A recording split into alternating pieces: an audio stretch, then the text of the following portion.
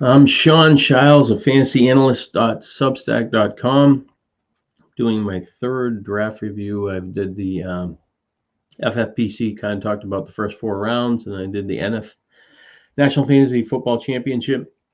I did, talked about the next like rounds 5 through 8, roughly, a couple players on either side. The next one is the Fantasy Football World Championship. Kind of emerged after the Wyckoff left after the 2011 season because of the strike and whatever reasons they were running their event. But they have an interesting format. It's 150,000 for first prize.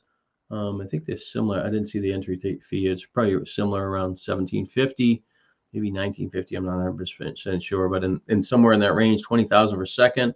They have if you can win the most points best record, and you got to have I think the best record outright, you can win $10,000 for first. So it actually has the highest payout for first place. Potentially, it would probably match most of the other formats, like 7,000. If you win the league and you got most points or best record, and then there's some other way to win $1,000 or something like that. But I don't know. I don't have the whole scoring system in front of me. But anyway, so it's interesting on that part of it. The difference on this format is that 4 teams make the championship round, which is really, really good. I didn't really talk about the NFFC. The top 3 teams make it to the championship round, and I think the top 15%. But in this case, when you're playing this stuff, you want a shot at the championship round, and the more teams that get in, the better. What do they care? Even if you climb in at the bottom of 4th place and you get in, you got a shot. You never know. So the top 4 teams get in. That's really, really good. The problem with this format that's probably makes it hard for other people to cross over is that it has quarterback, 2 running backs, 2 receivers. 3 receivers, and 2 flex, 1 tight end, and then a kicker and a defense. So the 2 extra flex creates this insane wide receiver run that's just not called for.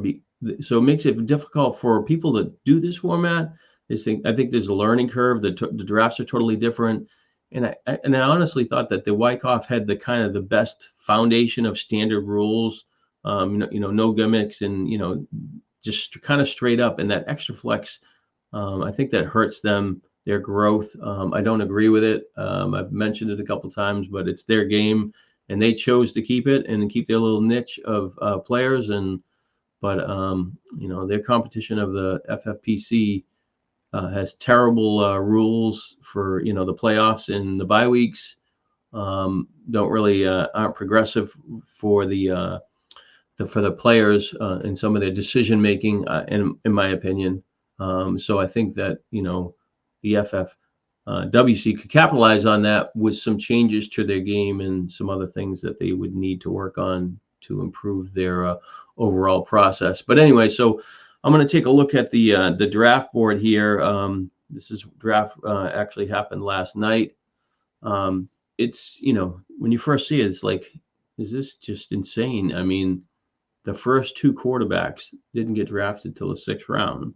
And you're like, how is this possible? But basically, they're just flip-flopping rounds. It doesn't really matter that, say, Jalen Hurts or Mahomes or Allen potentially be a 5 to 7 point edge. People are just shoving wide receivers, and they're just relentless. And the good thing that on their draft board, which is different from anything else, when they're showing whatever player gets drafted, you can see that's the 48th wide receiver, that's the 37th wide receiver. So it gives you a good mental picture of what's going on when you're looking at it. So in the first 4 rounds, 5 teams took 4 receivers, and that's just they're just really wiping out. So at the end of 4 rounds, 34 out of 48 picks for wide receivers. That's just so it's like oh, it's going to end. It's almost like the pitching in the high stakes market in baseball is that, like, when you're playing in the live events in Las Vegas, is like they just shove on the pitchers, and they just keep getting more and more and more, and they just try to get their base and worry about their hitting later. But so after 4 rounds, 34 wide receivers, there was 12 running backs, and 2 tight ends. But after that, the quarterback started getting mixed in, similar draft flow as any other event. Probably, I think it probably equalizes around the 12th round. Some of the players get drafted later, but I'm like I said, I talked about the quarterbacks and the other one, so I'm going to kind of pick this up. I talked about Brooks. So Romeo Dobbs is probably I don't know if I was in that range, but I'll start. Actually, I talked about Coleman a little bit. Mike Williams is a guy that got pushed up in this draft compared to the other ones. He's coming off a knee injury. Expects to be ready for week 1. The news hasn't been like where people are excited about him. See him doing some things on the field, but I think the second receiver opposite of Garrett Wilson with Aaron Rodgers is a pretty inviting opportunity for him. He has size, can make big plays. Not sure how he'll look in game action, but the potential is there, especially in the second half of the year. I think Rodgers will get him some touchdowns in close, and it'll be. I think he's a pretty good value as the 51st wide receiver. Dobbs, was a rotational guy, top 3 wide receiver for Green Bay last year. He was kind of up and down, but had a little more consistency. Watson was hurt. He really I think he might end up with the most wide receiver snaps on the team last year. So I think at the end of that round, so he was there. Then after that, Josh Palmer kind of fills that void where Keenan Allen in for the Chargers, where you think that he would be the volume receiver, work the short areas of the field. The change in coaching staff. Will they throw the ball 650 times? And I think that's up in the air, and that's kind of a challenge to pricing him. And this, the other receivers behind him, they're unknown. There's plenty of opportunities. Tight end's really not dynamic there, so Palmer kind of makes sense. Just don't. I've taken a minimal time in the best ball stuff that I've done, but I mean he's fairly priced. He showed a couple of years ago that he had the potential to get fill in for Allen, so hopefully he can see how he does with that opportunity. Wicks I talked about in the other one, 4th receiver, covered Watson last year, scored some touchdowns, had some size. He's the 5th wide receiver on that team right there. Shakur, talked to number 1 wide receiver for Buffalo. Just with Curtis Samuel hurt, he's gets a little more bump in potential targets. Just don't know about the coverage. Jerry Jeudy is the player that's a little nicked up in camp. Really disappointed last year. The previous season, he ended up on the high note, and you thought that would carry over to when Russell Wilson went there, but it just didn't materialize. Hopefully that Cleveland gets a new home in Cleveland. They wanted him.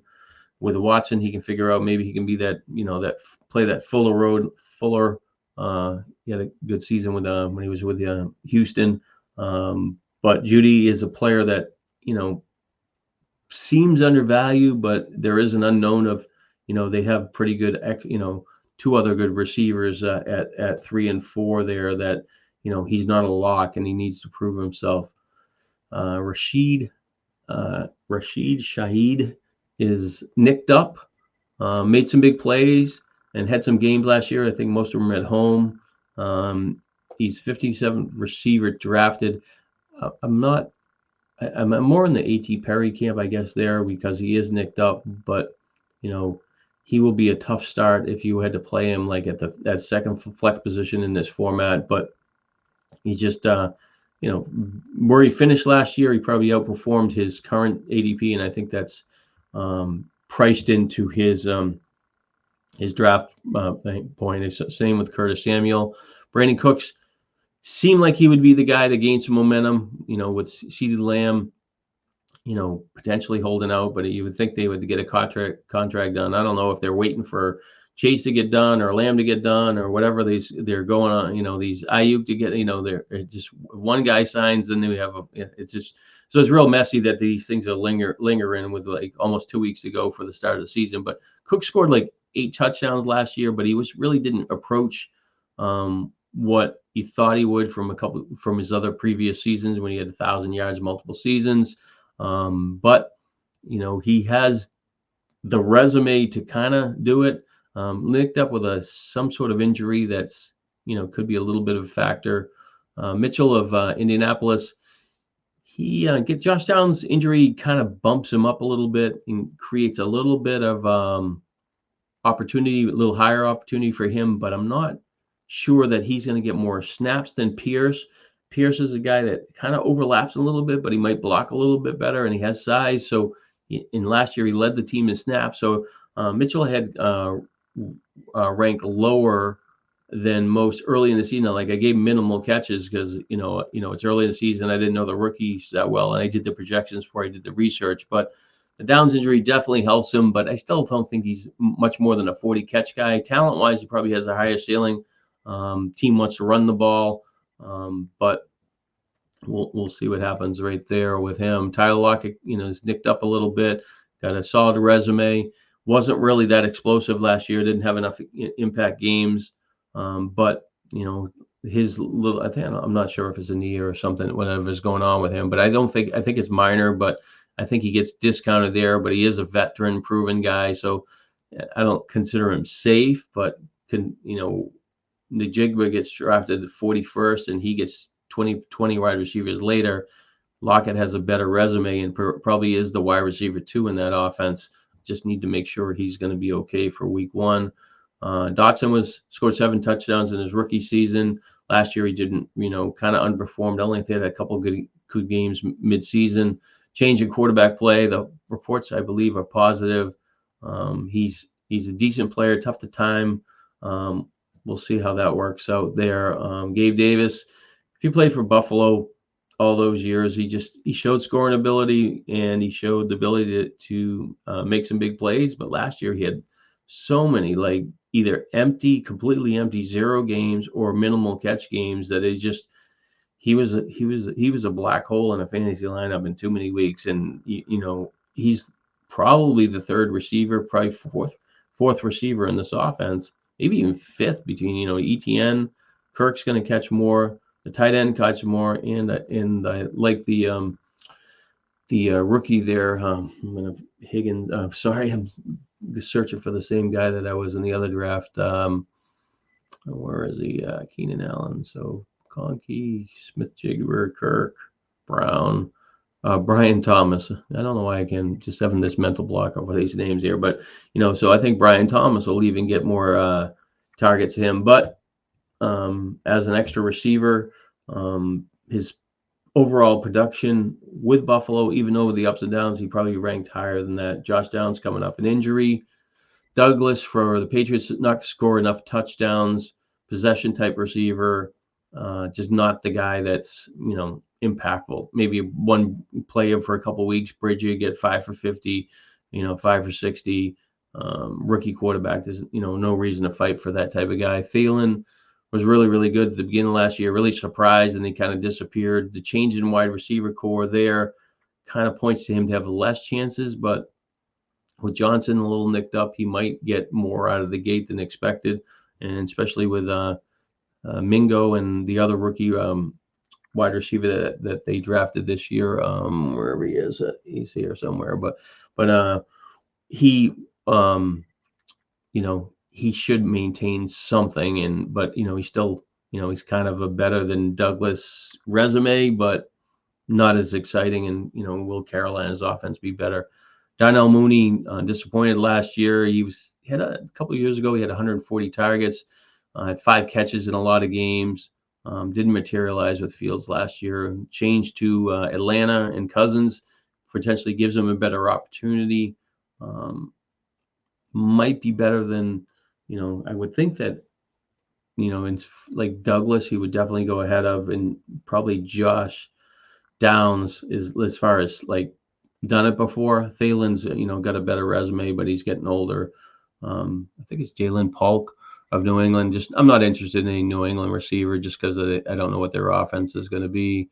And then Marcus Wilson did pretty good last year. Had a couple of good games. Should have some further growth. Second year in the offense. Get a proven number one in front of him. Tight end catches some balls. Rotational player once in a while and get in the second flex position. Not Demarcus Robinson. I'm not really kind of surprised last year when he went to the Rams.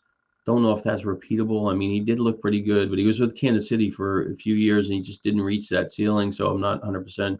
Marvin Mims is a player that I think he's going to emerge. I liked him last year as kind of a big play threat, but they gave up so many sacks and Russell Wilson just didn't get him the ball and his playing time was less than expected. But with Jerry Jeudy out of there, there's a better opportunity for some receiver. So I think that he has the potential to be that, maybe a 50 catch guy, make some big plays, probably a better best ball player. Rashad Bateman, just not interested in him. I mean, he's first round draft pick. Thought he had some talent. Just he has so much to prove. But this team has Lamar Jackson, so at least he got a hook up there, and we'll see what happens. Tim Patrick's coming off an injury, no interest there. That's just his better players probably available. Leggett's the other one that's for the Carolina receiver. He was hidden behind my laptop, so I couldn't see him in the corner. So that's kind of a little bit of rundown of the receivers there on that mid-range. The running backs, we talked about Mozart, Singletary, Brooks, Warren, Brown, Pollard, Swift, Zach Moss, Eckler. Ford's going to be the guy, the bridge player for Chubb. Did okay last year. I would think that if you could pair Chubb with Ford, that might be a decent combination, especially if you can do it on a tight corner. He didn't execute there. I would much rather have Chubb with Ford than Edwards with Ford.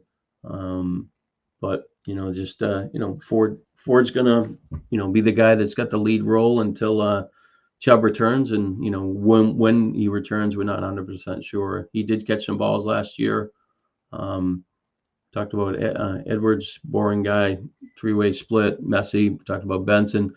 The Dowdle guy surprise last year is for Dallas. I'm not so sure that's going to work out this year. I mean, Elliott's kind of the grinder back, and he gets some of his carries. I think Deuce Vaughn's going to surprise there.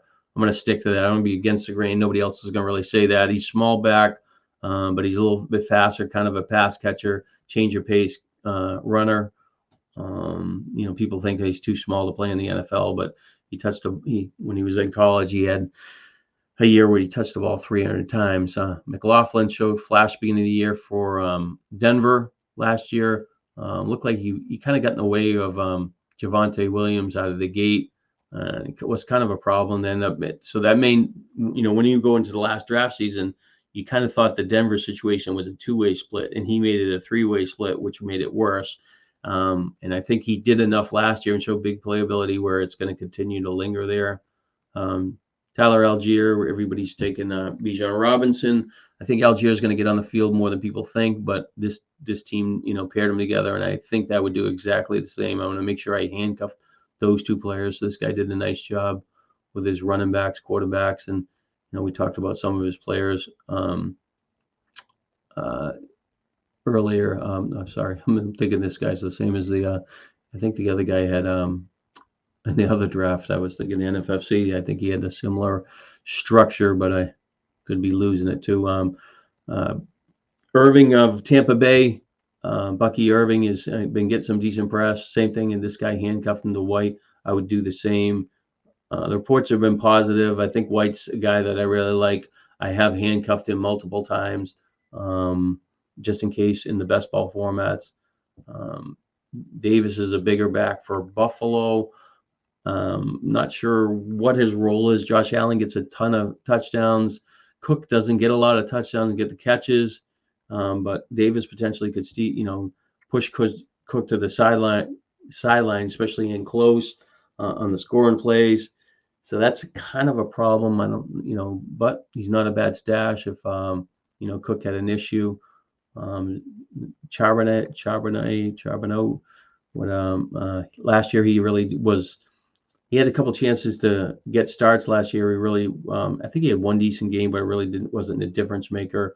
Um, he's a player I probably would wish I would have. If I had Walker, I'd probably handcuff him, but I'm not confident I would fight for him. I think the rest of it, not really much. Shipley's a guy that's for Barkley that I would like to handcuff him with Barkley. I think he ends up as their running back too. So that's wide receivers, tight ends. We talked about Ferguson and all that other stuff with, basically in the same range. The quarterbacks are pretty much, by the time, we get to, like I said, round 12, we're about even. And then the rest of the draft probably flows the rest of the way. But, just drafting, I mean, when you look at team 12, Harrison, Neighbors was really high in this draft. And would you take him over London, Puka, Cup, Adams? I mean, Adams has got multiple seasons with 100 catches, and you're taking a guy before him. Cup has been improving 100 catches. Nakoa had 100 catches last year. London's kind of mispriced for me. But Mari Cooper, then you got DeAndre Johnson, Odunze, and Marquise Brown. So I think that the idea of what he's trying to do makes sense, but I'm not sure they ended up getting the right names. I would much rather in this format. So we got, you give me Cooper, Cup, or Adams with Harrison, and you're going to take receivers, and you come back in the next round, and Rice goes right before him. But I would much rather have Stephon Diggs proven over Cooper, and Cooper is comparable. Diggs has a better overall resume, but Cooper seems like he misses more times where Diggs he can trust. And I would prefer to have T. Higgins over Deontay Johnson. So he could have had, like I said, Harrison, Cup, Diggs, and Higgins. That would have been better. So I don't agree with some of the decision making in that structure. Dunze, so it's going that way. No, it's coming. Yes, so that goes down that way. So he would have had Marquise Brown. Would take him. Kirk's more proven over the Chicago rookie wide receiver. So you can, I think there's a lot of mistakes at team 12 at wide receiver, like wrong order, but it doesn't mean I'm right. These players could definitely be productive, and, other than the two, I guess the two rookies are unproven, but the rest of the receivers are decent. So, but we'll go to team 1, Lamb, Collins, Waddle. Collins was really good last year. Career year, kind of leery of that. Waddle coming off a down year. He has that potential to be a really explosive type of player. Worthy is kind of the bet on the come. I think he's mispriced. But people like him. Got a solid tight end. And kind of filled it out the wide receivers a little bit later. Cooks and Mitchell, Paul. I'm not 100% sure that the depth of wide receivers are enough there. Javonte Williams, Mostert, Gibson. I don't know. I'm really dumb. That team structure is kind of strange for me. The St. Brown, Taylor, Metcalf, Rashi White, Reed, Keenan Allen, and Williams. As a fifth receiver with upside, that's pretty good. And then Warren's a pass catcher. Benson's upside. Kittle's a decent tight end. Weighted on quarterback, it's still got a pretty good guy with Burrow. Irving is the handcuff. Shipley with upside. Justice Hill will get some stuff from for the Ravens. So that actually looked pretty good. The team that took A.J. Brown kind of went against the grain of the format, and A.J. Brown and Gibbs is fair in the second round, especially if he's healthy. Ayuk was such an unknown. I think that his production and the 23rd receiver makes him a value. Gets a top tight end, in the fourth round, which is some of the best balls they kind of go at the 3-4 turn. So it's not much different there. But in this format, it could be. I'm not 100%. With that type of player goes. You got Alvin Kamara, should be a pretty active pass catching back, a little nicked up with a back issue, but in that range, Mixon, Kamara, Jacobs. I mean, they're all interchangeable. Where who will end up being better? I think Cook just gets has a much lower ceiling in touchdowns. Gets Mahomes discounted. Myers, the second receiver, kind of couldn't score for New England. Did last year, threw the ball for a touchdown. I think he might have ran one in too or something like that. But he proved to be a much better player. Has good Adams on the other side. Quarterback plays no different. It wasn't that great last year, and it did pretty well. He got Williams, took Eckler, and Elliott, kind of a grinder. So a little different. Going to have a decision at flex, and does he have enough, at that 3 and 4 wide receiver to be productive? I'll see if anybody else is kind of stand out. The McCaffrey, Henry, Pittman, McLaurin, Jacobs, Connor. Didn't handcuff Connor, but he got the Thomas guy kind of discounted a little bit. He went the 45th wide receiver. I guess he went in front of Addison, Hopkins.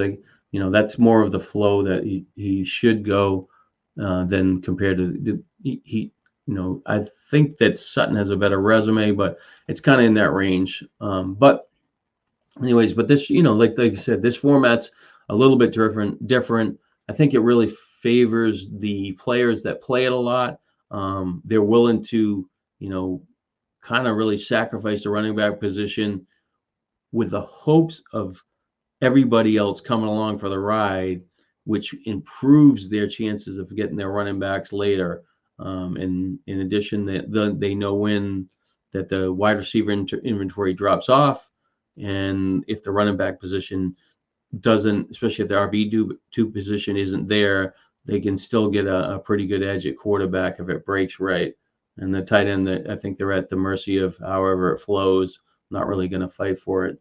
I mean, I would think that, team 6 and team 3, 6, 12, they kind of really waited on the tight end position. I guess team 7 too, so, it's just, it's just a different format. Like I said, I like a little more consistent flow. I don't like to see so many wide receivers early, but that's their game, and that's just what they want to do. So that didn't have the same mystique or buzz as I think I did a little bit better job in those other two formats talking about the players, just because of we're in a range where it's just a different level of players. From 8 to 12 is where most teams are looking for, the difference makers and the guys to rotate for bye weeks. And they're really, really important teams to win in like an overall championship. Pretty much the first 7 or 8 picks, most teams are going to have a competitive lineup if it broke, reasonably well. The talent's pretty there, and then injuries on the field kind of dictate it. But from 8 to 12, that's when you want to find those players that can really kind of push you over the top. But sometimes you need the draft flow to break right for you. So a little bit of the FFWC, and that's it. That's the end of that draft view.